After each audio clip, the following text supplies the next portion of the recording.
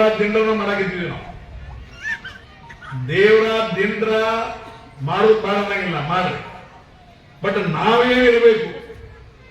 ನಮ್ಮನ್ನ ನಾವು ಇವತ್ತು ದಿವಸ ಒಬ್ಬ ಮಾನವರಾಗಿ ಹುಟ್ಟಿದ ನಂತರ ನಮ್ಮನ್ನ ನಾವು ಅರ್ಥಕೊಳ್ಳುವಂತ ಒಂದು ವ್ಯವಸ್ಥೆಗೆ ಸತ್ಸಂಗ ಅಂತಾರೆ. ನಾವೇನು, ನಮ್ಮಿಂದ ಏನಾಗಬಹುದು, ನಮ್ಮಿಂದ ಏನ್ ಉಳಿಬಹುದು, ಏನ್ ಹೋಗ್ಬಹುದು, ನಮ್ಮನ್ನ ನಾವು ಮತ್ತೆ ಅರ್ಥಕೊಳ್ಬೇಕು. ಈ ಯಾವುದೇ ಒಂದು ಮಹಾಪುರುಷರು ಅನೇಕ ಧರ್ಮಗಳು ಸ್ಥಾಪನೆ ಆಗಿದಾವ. ಮಹಾಪುರುಷರು ಇವತ್ತು ಆಗಿ ಹೋಗಿದ್ದಾರೆ.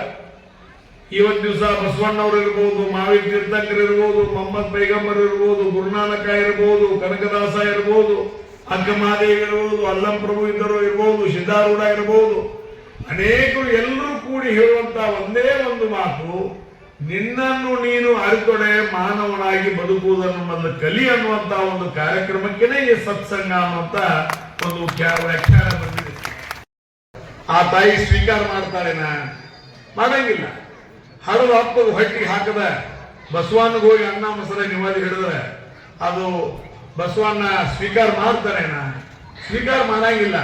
ಮನೆಯಾಗಿನ ದೇವರ ಬಿಟ್ಟಿದ್ದೀವಿ ನಾವು. ಹೆತ್ತ ಅವ್ವ ಅಪ್ಪ, ನಾನು ಅಣಿಕೆ ದೇವರ ನೋಡಿಲ್ಲ, ನೀವು ಬಹುಶಃ ದೇವರ ನೋಡಿಲ್ಲ, ಇಲ್ಲಿದ್ದವ್ರು ಬಹುಶಃ ಯಾರೂ ದೇವರ ನೋಡಿಲ್ಲ. ಆದ್ರೆ ನಿಜವಾಗಿರ್ತಕ್ಕಂಥ ಮನೆಯಾಗಿನ 4 ದೇವರಂದ್ರೆ ಅವ್ವ, ಅಪ್ಪ, ಅಕ್ಕ, ತಂಗಿ, ಅಣ್ಣ, ತಮ್ಮ. ಇವ್ರನ್ನ ಸಾಕೋದನ್ನ ನಮ್ಮಲ್ಲಿ ನಾವು ಕಲಿಬೇಕು. ಇವತ್ತು ನಮ್ಮನ್ನು ಹಡ್ದ, ನಮ್ಮವ ಹಡ್ದ, ಮುಪ್ಪಿನ ಟೈಮ್ದಾಗ ಏನೋ ಒಂದು ತನ್ನ ಹಾಕ್ಯಾನ ಅನ್ನುವಂತ ಭರೋಸೆ ಇಡುವ ನಾನು ಹಡ್ದ. ನಾನು ಹಡ್ದ ಅಂದ್ರ ಬೇಡ್ಕೊಂಡು ಹರಕಿ ಹೊತ್ತು ಏನೋ ಮಾಡಿ ನಮ್ಮನ್ನ ನಿಮ್ಮನ್ನ ಹಡ್ದ. ಕೊನೆ ಗಳಿಗೆಯಲ್ಲಿ ನಾನು ಮುಪ್ಪಿನ ಅವಸ್ಥೆ ಆಗುವಂತ ತನ್ನ ಹಾಕ್ಲಿ ಅನ್ನುವಂತ ಭಾವನೆ ಇಟ್ಕೊಂಡು ನಮ್ಮ ಹಿಡಿದಿರ್ತಾರೆ. ಮದುವೆಯಾಗಿ ವರ್ಷದಾಗ ದುಮಣ್ ಚಾಲೋ ಮನೆಗಳಾಗ ಬೇಕಾದ್ರೆ ನಿಮ್ಮ ಅವ್ವನ ಹಿಡ್ಕೋ, ಬೇಕಾದ್ರೆ ನಾ ಇರ್ತ. ಆದ್ರೆ ಹೆಣ್ಮಗಳಿಗೆ ಗೊತ್ತಿಲ್ಲ, ಅಕ್ಕಿ ಒಂದು ಸೌಭಾಗ್ಯದಾವ. ಇವತ್ತು ಯಾರು ಮಾತಾಡಕತ್ತಾರಲ್ಲ, ನಿಮ್ಮವ್ವ ಜುಡಿ ಇರು ಒಂದು, ಇಲ್ಲ ನನ್ನ ಜುಡಿ ಇರು ಒಂದು, ಬರೋಬರಿ. ಖರೆ ಒಂದು 20-30 ವರ್ಷ ಬಿಟ್ಟು ಅಕ್ಕಿ ಹೋಗ್ತಾಳೆ. ಇದ ಶಬ್ದ ಅಕ್ಕಿ ಮಗನಿಂದ ಬಂದ್ರೆ ಅವಾಗ ಏನಾಗ್ತದೆ? ಇದನ್ನ ನಾವು ಯಾರು ಅರ್ಥ ಮಾಡ್ಕೋಲಿ. ಇನ್ನು ಇದನ್ನ ನಾವು ಯಾರು ಅರ್ಥ ಮಾಡ್ಕೋಲಿ. ಇವತ್ತು ಹೆತ್ತ ತಂದೆ ತಾಯಿಗಿಂತ ಬೇರೆ ಯಾರು ಇಲ್ಲ. ಒಳಗೆ ಬಂದ ಏನ್ ಮಾಡ್ತಂದಿ ನಡಿಬಾರ್ದು. ಎಲ್ಲರೂ ಆಯ ತೆಗೆದು ಕೈಟಿದೆವು. ಮನ್ಯಾಗ ಇರೋರಿಗೆ ಆಯಬೇಕು. ಮನಿಗೆ ಆಯ ಅವಶ್ಯಕತೆ ಇಲ್ಲ. ಮನ್ಯಾಗ ಇರೋರು ನಿಮಗ ಆಯಬೇಕು ಅನ್ನೋ ಮಾತನ್ನ ಈ ಸಂದರ್ಭದಲ್ಲಿ ನಾ ಹೇಳಕ್ಕೆ ಇಷ್ಟಪಡ್ತಾ ಇದ್ದೀನಿ. ಆಯ ಹೇಳೋರು ಬಹಳ ಮಂದಿ ನೋಡಿದ್ರಲ್ಲ, ಅವ್ರ ಮನೆ ಆಯನ ಅವ್ರಿಗೆ ಗೊತ್ತಿಲ್ಲ. ಬಹಳ ಮಂದಿ ಏನ್ ಮಾಡ್ತಿದ್ದೆ ಅದು ಕೇಳ್ತಿದ್ದೆ, ಅದು ಯಾಕೆ ಒಬ್ಬಗನ ಕೊಡೋದು ನಿನ್ ಜೊತೆ ಅಕ್ಕಿ ಸೊಸಿಗೆ ನ್ಯಾಯ ಇದ್ದಾಗ ಏನು ಕೇಳ್ತೈತಿ? ಏನು ಮಾಡೋದಿಲ್ಲ. ಆಯ ನಮ್ಮ ಮನಸ್ಸಿಗೆ ಬೇಕು, ನಮ್ಮ ಮನಸ್ಸಿಗೆ ಬೇಕು. ಆಯ ಹಳದ ಅವ್ವ ಅಪ್ಪನ ನೋಡ್ಕೊಳ್ಳೋ ಆಯ ಬೇಕು, ಅತ್ತಿ ಮಾವ ನೋಡ್ಕೊಳ್ಳೋ ಆಯ ಬೇಕು, ಮಕ್ಕಳು ಮೊಮ್ಮಕ್ಕಳು ನೋಡ್ಕೊಳ್ಳೋ ಆಯ ಬೇಕು, ಸೊಸಿನ ಮಗಳ ಗದ್ದೆ ನೋಡ್ಕೊಳ್ಳೋ ಆಯ ಬೇಕು. ಇವೆಲ್ಲ ಆಯ ಇದ್ದಾಗ ಮಾತ್ರ ಮಾನವೀಯತೆಯ ಮೌಲ್ಯ ಆ ಮನೆಯಾಗ ಉಕ್ಕಿ ಹರಿತದ ಅನ್ನುವಂಥ ಮಾತನ್ನ ಈ ಸಂದರ್ಭದಲ್ಲಿ ಹೇಳಿಕೆ ಇಚ್ಛೆ ಪಡ್ತಾ ಇದ್ದೀನಿ. ವಿಶೇಷವಾಗಿ ಸತ್ಸಂಗ. ಈ ಸತ್ಸಂಗದಲ್ಲಿ ಎಲ್ಲರೂ ಬರ್ತೀರಿ. ನಾವು ಮುಂಜಾನೆ ಬರೋ ಮುಂದೆ ಎಲ್ಲ ಹಿಂಡ್ರೆ ಕಡೆ ಕೊಡ್ಬೋದೆಲ್ಲ ತಗೊಂಡು ಈ ಗಂಡು ಮಕ್ಕಳು ಬಹಳ ಬೇಕು. ಅದು ಖಬರೇ ಅಲ್ಲ ಅವರಿಗೆ.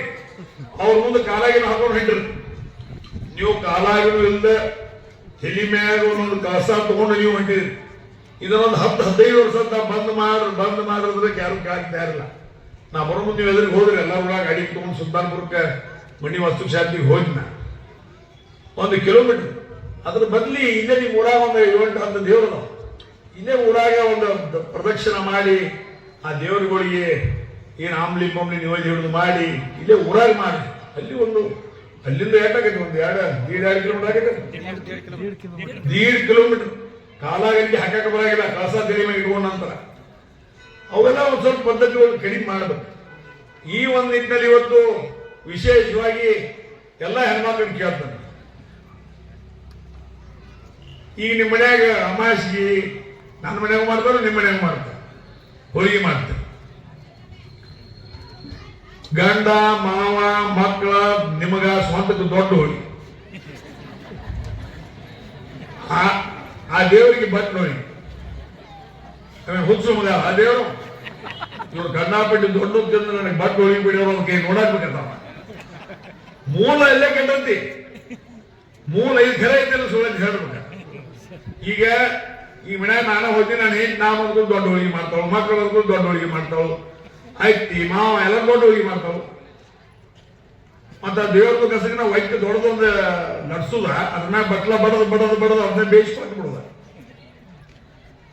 ಇಲ್ಲಿ ದೇವ್ರ ಹೂ ಅಂತಾನೆ ಇದಕ್ಕೆ ಅನ್ನಂಗಿಲ್ಲ ಅದ ಪ್ರಕಾರ ಲಿಂಗ ಪೂಜೆ ಲಿಂಗ ಕೈಯಾಗಿ ಇಟ್ಕೊಂಡು ಪೂಜಾ ಮಾಡಿ ಕಲಸಕ್ರಿ ವಾಡಂಬಿ ಮೇದಾನಿ ಎಲ್ಲ ಇಟ್ಟು ನಮಸ್ಕಾರ ಮಾಡಿ ಗೊತ್ತಿರ್ತದೆ ನಿಮಗ ಅಲ್ಲಿಗೆ ಚೆನ್ನಾಗೆಲ್ಲ ನನ್ನ ತಿನ್ನೋದಂತೆ ಅದಕ್ಕೆ ಹೋಗಿ ಇಟ್ಟಿರ್ತಾರೆ